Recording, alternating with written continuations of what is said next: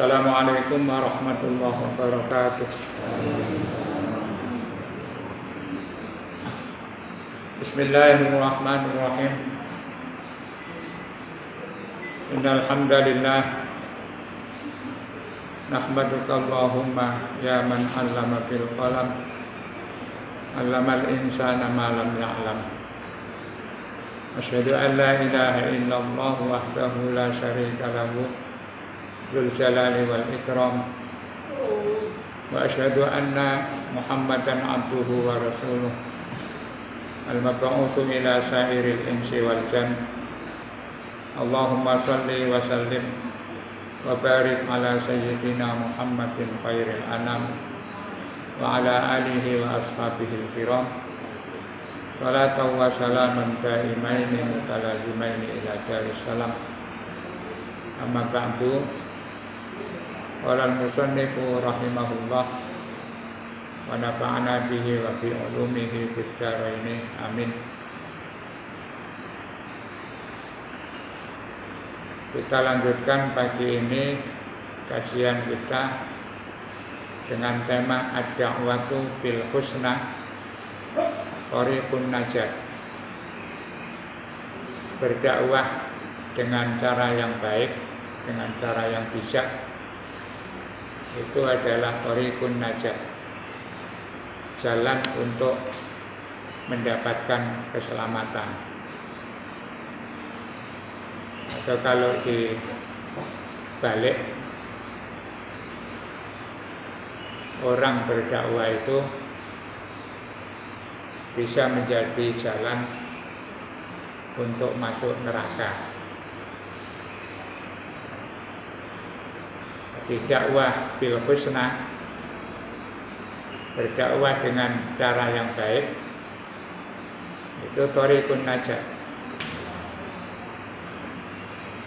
akan menjadi jalan menuju keselamatan, maksudnya jalan menuju surga. Tapi kalau dakwahnya tidak baik, tidak bijak, berarti bisa menjadi sarana masuk neraka. Tema ini diambil berdasarkan hadis An Abi Hurairah, dari Abu Hurairah radhiyallahu an. Qala, Abu Hurairah mengatakan, sami'tu Rasulullah sallallahu alaihi wasallam, saya pernah mendengar Rasulullah sallallahu alaihi wasallam yaqulu, bersabda. Dikata Abu Hurairah, Rasulullah itu pernah bercerita, kana rajulani, dulu ada dua orang di Bani Israel, pada zaman Bani Israel, mutawafiyah, dua orang ini bersaudara, berteman dengan baik atau menjalin persaudaraan. Berarti ini asalnya bukan saudara kandung orang lain, tapi kemudian saking baiknya dia menjalin persahabatan sampai Rasulullah mengistilahkan mutawakhiyah ini, yaitu menjalin persaudaraan. Fakana ahaduhuma, maka salah satu di antara dua orang itu yudhnibu, sering melakukan dosa, wal akharu, sedangkan yang lain mujtahidun, rajin bil ibadati, dalam beribadah. Ada dua orang sangat akrab seperti saudara, tapi perilakunya berbeda. Yang satu itu suka melakukan hal-hal yang tidak baik, jadi dikatakan yudhnib, sering berbuat salah, sering berbuat dosa. Sedangkan yang satunya lagi rajin ibadah. Bahkan la yazalul mujtahidu yarul akhirah.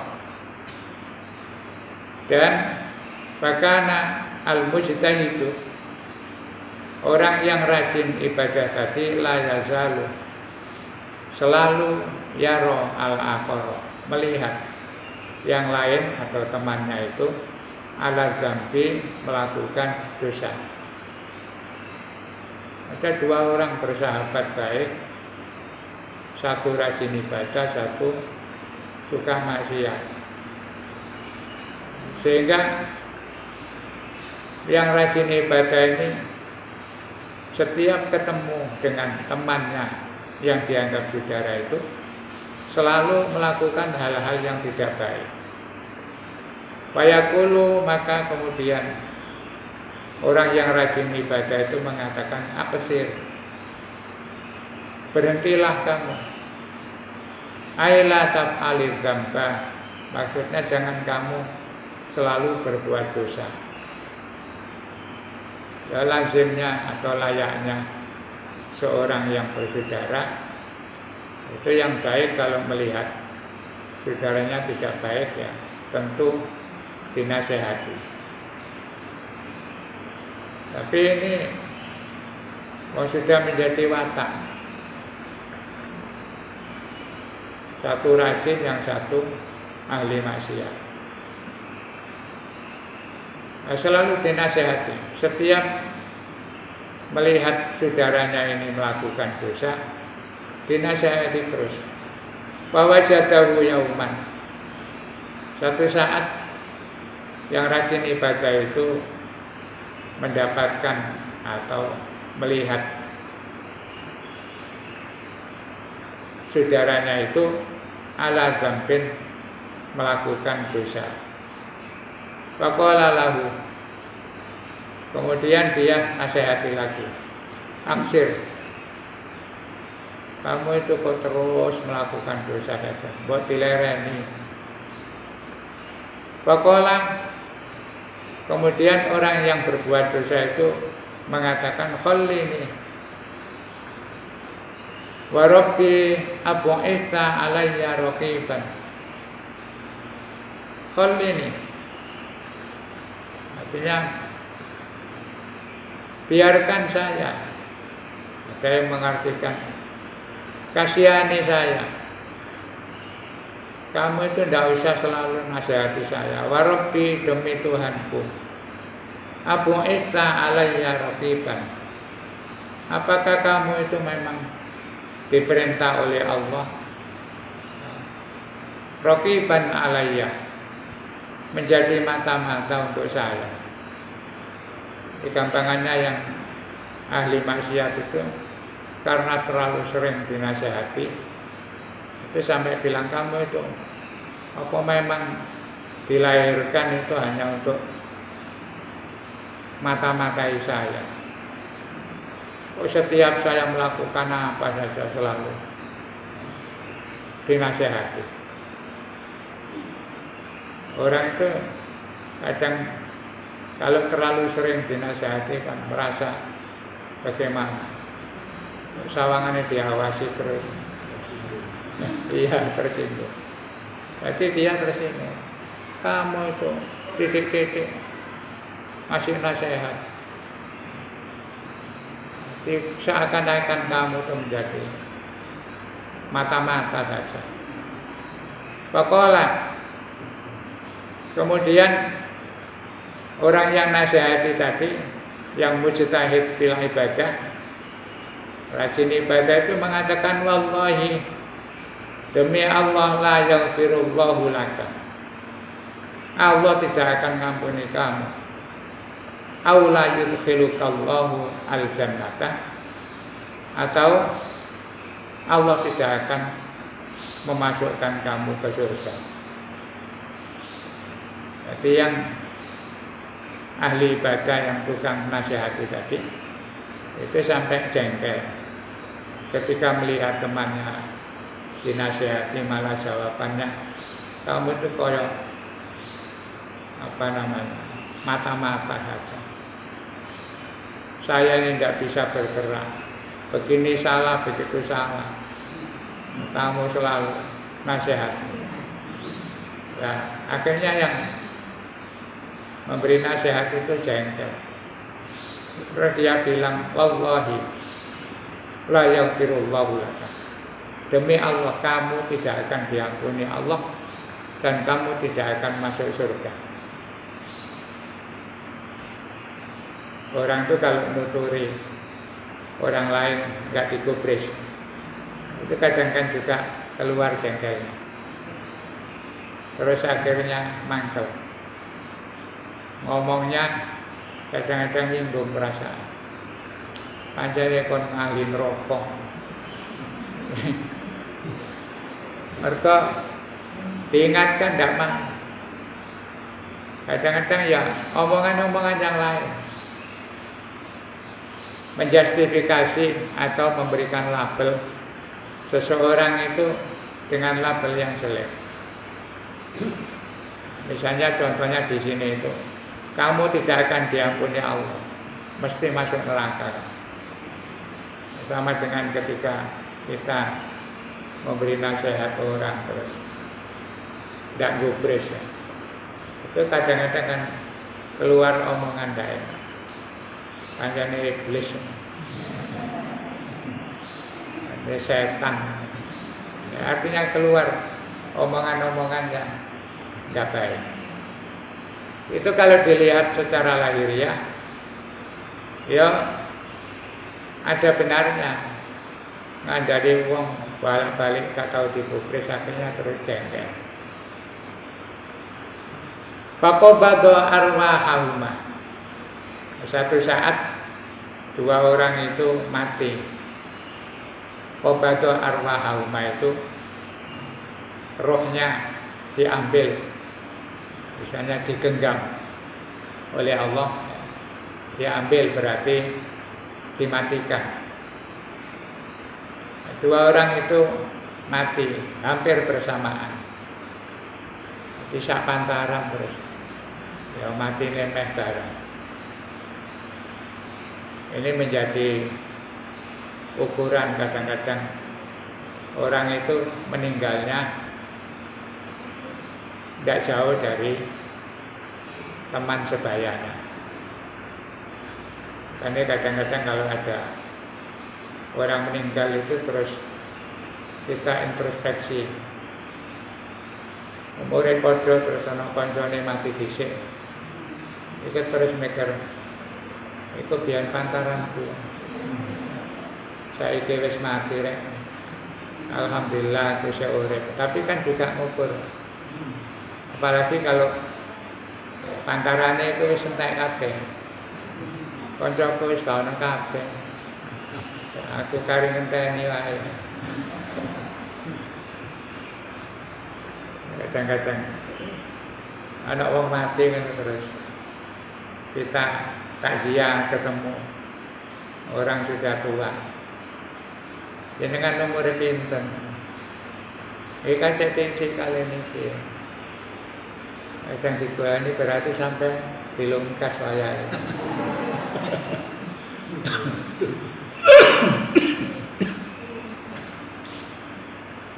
Jadi kata Rasulullah, dua orang yang bersaudara ini akhirnya meninggal. Wajtama'a inda rabbil alamin. Kemudian ditemukan, dikumpulkan di sisi Allah. Faqala li hadzal mujtahid. Kemudian Allah bertanya kepada orang yang rajin ibadah. Pertanyaannya begini, akunta bi aliman. Apakah kamu selalu tahu tentang urusan saya? Au kunta ala ma fi yadi qadiron. Atau apakah kamu tahu atau mampu melakukan apa saja yang aku lakukan? Jadi orang yang ahli ibadah tadi ditanya ketika mati, kamu itu apa memang tahu urusan-urusan saya. Terus apa kamu juga bisa melakukan hal-hal yang saya lakukan? Wa qala lil mudhnib, kemudian mengatakan kepada orang yang banyak dosa tadi, idhab, silakan kamu pergi, fadkhulil jannata, dan masuklah ke surga birahmati, atas rahmat atau belas kasihan saya. Wa qala lil akhari, kemudian Allah mengatakan kepada yang lain, yang ahli ibadah tadi, idhabu bihi ilan nar. Idhabu, ini mengatakan kepada malaikat, bawalah bihi, orang yang ahli ibadah ini, ilan nari, untuk masuk neraka. Jadi setelah di akhirat diketemukan, terus ditanya dua orang, kamu dulu kok bisa ngomong temanmu tidak saya ampuni, nanti masuk neraka? Apa kamu tahu apa namanya hati saya? Atau apa kamu tahu apa bisa melakukan apa yang saya lakukan? Jadi ditanya, artinya orang yang rajin ibadah terus ngomong, kamu sudah diampuni Allah, kamu nanti ahli neraka. Terus Allah tanya, kamu itu kok bisa ngomong gitu? Kayak beru-beru aja. Apa kamu tahu apa yang saya lakukan? Akhirnya terus yang banyak dosa tadi dibilang oleh Allah, ya sudah, kamu karena setiap hari dimarahi, dinasehati, dilok-lokno masuk neraka, sekarang kamu silakan masuk surga. Sehingga ini nuturi, kemudian mengatakan kamu ahli neraka, itu sekarang gantian, biar dia yang masuk neraka. Ini cerita Rasulullah menggambarkan, mesti ceritanya itu menyebut Bani Israel, karena Bani Israel itu ya keturunan Nabi Yakub yang sampai nanti menurunkan di antaranya orang-orang Quraisy Mekah. Cerita hadis ini bukan cerita bohong-bohongan, bukan hoax. Bahkan Imam Al-Albani mengatakan haditsun sahihun. Ini hadisnya sahih. Di Abu Hurairah menceritakan bahwa Rasulullah cerita tentang dua orang yang bersahabat, satu ahli ibadah, yang satu ahli maksiat.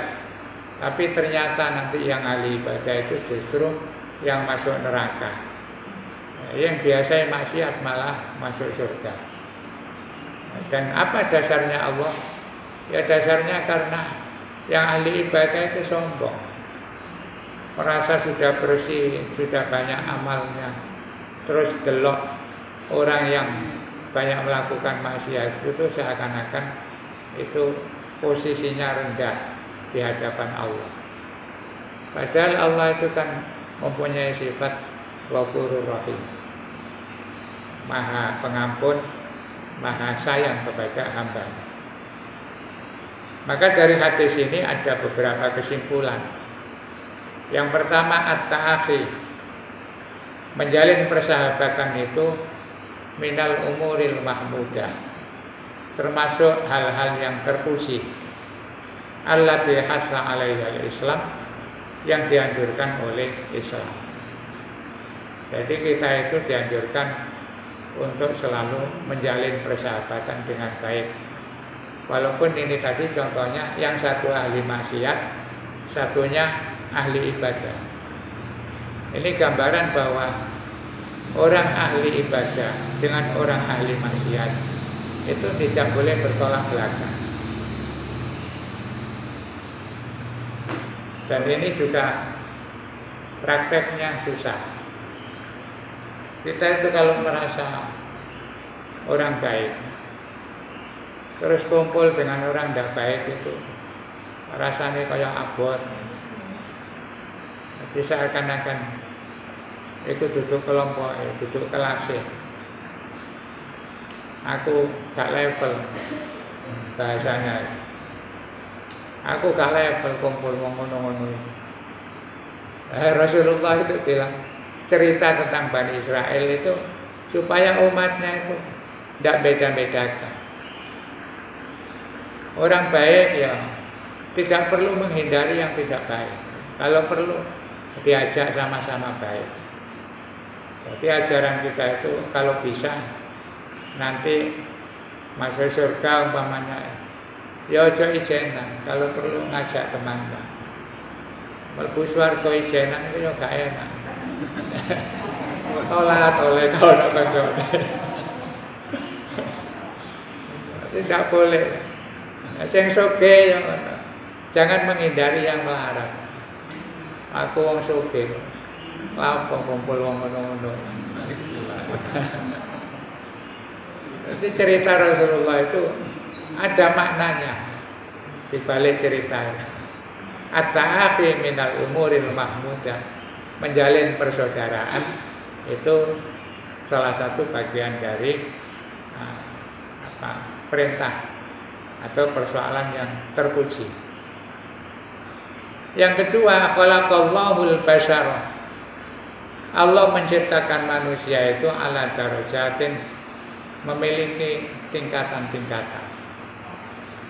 Jadi tidak sama manusia diciptakan, mesti berbeda-beda. Wa minhum al-mujtahid. Ada yang diciptakan oleh Allah itu menjadi orang yang rajin beribadah. Wa minhum al-muqsir, dan ada juga orang itu ditakdir Allah kalau ibadah itu sembrono. Jadi itu memang awal istilahnya gawane murid. Orang hidup bermasyarakat itu tidak bisa semuanya terus baik semua. Ya kadang-kadang orang yang resek barang. Makanya kalau kita melihat hadis ini, kata Rasulullah, jangan kamu berharap hidup bermasyarakat terus kabeh niru kamu. Kamu orang baik misalnya terus semuanya kamu inginkan seperti kamu tidak bisa. Yang jahat juga begitu. Ada orang jelek terus karepane sak kampung ki mbok niru aku. Elek kabeh ya ndak bisa. Mesti ada yang baik, mesti ada yang buruk. Ini hadis Rasulullah mengatakan orang hidup itu memang sudah dibikin oleh Allah, ada tingkatan-tingkatan. Ya ono sing apik, ya ono sing elek. Ada yang ahli ibadah, ada yang ahli maksiat. Jenenge donya. Ndak bisa sama. Sama semua ya. Tidak ada seninya. Termasuk Allah menciptakan makhluknya atau manusia itu. Ada yang ditakdir kaya, duwe akeh, ada yang ditakdir melarat.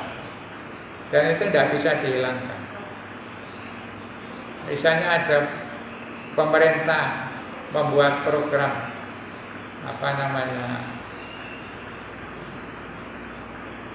pemberantasan atau mengentas kemiskinan. Kan ada program itu, program mengentas kemiskinan. Ya tidak bisa itu, sampai kapanpun mesti ada orang miskin, mesti ada orang melarat. Ya tidak bisa terus dengan teori apapun ekonomi modern. Pokoknya kita harus bikin masyarakat ini nanti semuanya sejahtera. Biasanya itu programnya itu PKK, bikin koperasi, simpan pinjam, kemudian arisan, tabungan. Itu maunya kan biar masyarakatnya sejahtera. PKK itu apa singkatannya? Programnya mana sejahtera ya kan? Kata apa itu? Lah itu maunya kan gitu, menyejahterakan semua warga. Enggak bisa. Oh memang dipikir oleh Allah, ya kudu ana sing sejahtera, ya ana sing sengsara. Tujuannya apa? Supaya yang sejahtera itu nanti bisa melakukan kebaikan karena ada sarana orang-orang yang melarang. Ini duwe-duwe kabeh, makmur kabeh. Ya kawan sing utang, ya kawan sing nerima sedekah. Akhirnya kita kesulitan. Punya uang banyak, mau sedekah nggak ada yang mau nerima. Itu bingung. Saking kita ini tradisi bangsa kita ini kan akeh wong seneng nerima sedekah. Apalagi kalau musim begini ini kan ada pembagian gratis. Ada BLT, ada lagi macam-macam. Itu ada di daftar. Ya sing soge-soge melu daftar. Nggak ada. Wis aku gak usah, aku wis cukup. Jadi kayak ya alhamdulillah. Padahal programnya Allah itu memang dibikin begitu itu supaya masing-masing bisa berbuat kebajikan. Jadi ada darajat faminhum al-mujtahid, faminhum al-muqsir. Yang ketiga an-nasihatu. Nasihat, ceramah, tutur-tutur. Apa saja istilahnya? Ngandani, memberi mauidhah. Itu saqilatun. Terkadang membebani alal mudhnibi kepada orang yang banyak dosa. Jadi orang berdakwah, ceramah, nasihati orang. Itu terkadang kalau yang dinasihati itu merasa banyak dosa, itu menjadi terbebani. Tidak semua orang dikasih nasihat itu bisa nerima. Jadi wong wis kadung terkenal elek, dinasihati kadang-kadang nggak terima. Kelihatannya baik, kita ngasih nasihat, ngasih apa itu wejangan-wejangan. Tapi orang itu kalau sudah merasa istilahnya itu apa ya, sudah wis wong gak karu-karuan, itu kalau dinasihati bisa tersinggung. Jadi kadang-kadang terus dititeni. Belum apa-apa sudah dititeni. Delok niku kok tak mesti ngomong ngene.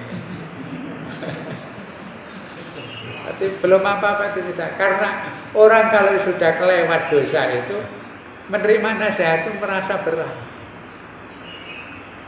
Walidah oleh karena itu qalal mudhnibu li sahibihi. Karena itu di dalam cerita Nabi ini orang yang dosa itu mengatakan kepada temannya, Abu Ista alayya rafiban. Kamu itu loh selalu nasihati saya. Begini sedikit salah, begini salah. Apa kamu itu menjadi mata-matanya Gusti Allah? Itu berarti dia merasa keberatan kalau dinasihati. Nah, kita kadang di masyarakat juga begitu. Ngandani wong kadang yang diberitahu itu merasa tidak enak, tersinggung. Karena itu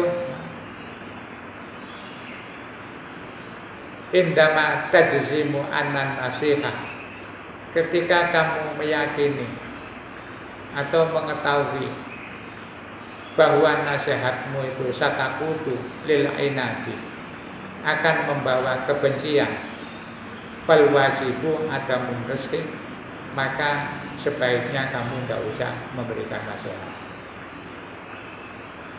Jadi kalau kita tahu bahwa iki wong iki angel dikandani, kon iki dikandani malah salah tompo, kata Rasulullah sudah tidak usah dinasihati, tidak usah cari perkara. Jadi kita juga harus hati-hati. Tidak semua orang dinasihati itu bisa menerima. Kadang malah tersinggung, dianggap kita sok alim, dianggap kita sok pinter, macam-macam. Dan ya sering terjadi begitu. Kadang tanya enak-enak, misalnya ada orang nggak pernah kelihatan sholat misalnya, nggak pernah ke masjid, nggak pernah ke musola. Terus kita tanya, saya kok nggak tahu nama masjid ya? Dulu itu kadang, itu kan pertanyaan bagus ya. Tanya dengan harapan nanti bisa bersama-sama dengan kita. Lalu kadang jawabannya ya gak enak. Lapo sampean takon aku nang masjid tadi. Iku urusanku ambek Gusti Allah. Gak usah melok-melok. Ada yang begitu itu. Itu urusanku lapo sampean sembayang medeni. Aku sing nanggung Gusti Allah. Nah, kalau ada orang begitu lebih baik gak usah tanya. Kata Rasulullah, wis gak usah. Bisa apik terus malah ngamuk ya gak usah. Nek niru Nabi yang ditungakno wae. Tapi kita ini bukan Nabi, kadang-kadang ya jengkel. Kandhane terus jawaban iki kayaknya pancene semprol. Tapi begitu. Jadi cerita ini membawa pelajaran kepada kita. Ya, harus hati-hati. Makanya di Al-Quran itu kan ud'u ila sabili rabbika bil hikmati wal mau'izatil hasanah wajadilhum billati hiya ahsan. Itu konsep berdakwah yang bijak, hati-hati. Kesimpulan berikutnya alat da'iyah, bagi orang-orang yang mengajak kebaikan ilallahi, menuju Allah, at-tahalli bil hilmi was-sabri, harus dengan cara yang telaten, sabar. La kama qala ar-rajulu li sahibihi ghadban, jangan niru orang yang diceritakan Nabi ketika menasehati temannya sambil marah-marah, sampai dia mengatakan wallahi la yaghfirullahu laka. Karena saking jengkelnya terus dia katakan demi Allah kamu tidak akan diampuni oleh Allah.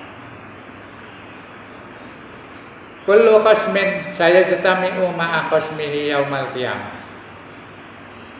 Yang berikutnya bahwa cerita ini menunjukkan orang yang pernah bertengkar, berdebat